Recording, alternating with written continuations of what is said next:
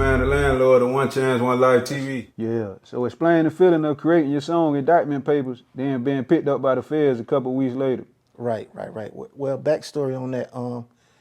I created an Indictment Paper song probably 10 to 14 days before I got picked up. Dang. Like no bullshit. You feel me? My engineer tell you. It was just word on the street that the feds was coming to pick me up. You know what I'm saying?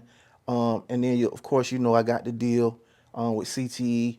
And we was running for a couple months, and then that's when they finally came and picked me up. But making the song, I just got a message from a credible source, one of my homeboys. You know what I'm saying? And I just went in the studio. I had got the beat from producer named Midnight Black, and it was just in my mind, like, you feel me, like the vibe of what I wanted to do. But when I got in the studio, it just came to me like Indictment Papers. Yeah. You know what I'm saying? Some win, some lose. They ain't playing foul. You know what I'm saying? They ain't sticking to the rules. You feel me? Like, because I know the system of how the feds work. You know what I'm saying? And I just really was telling my story of how I feel like it would have played out in a movie. And you know what I'm saying? It came into existence. Yeah.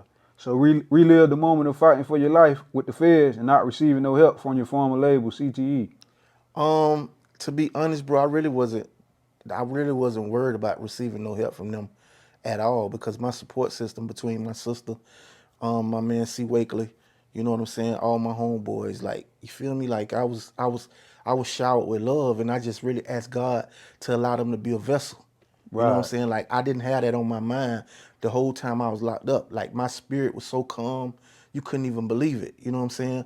All I did was pray, you know what I'm saying, and kept stayed in my space, and talked to a couple different, you know what I'm saying, homies every now and then. But for the most part, I was in prayer mode, bro. Like, I was in prayer mode, and I was understanding that I had to go through it Right.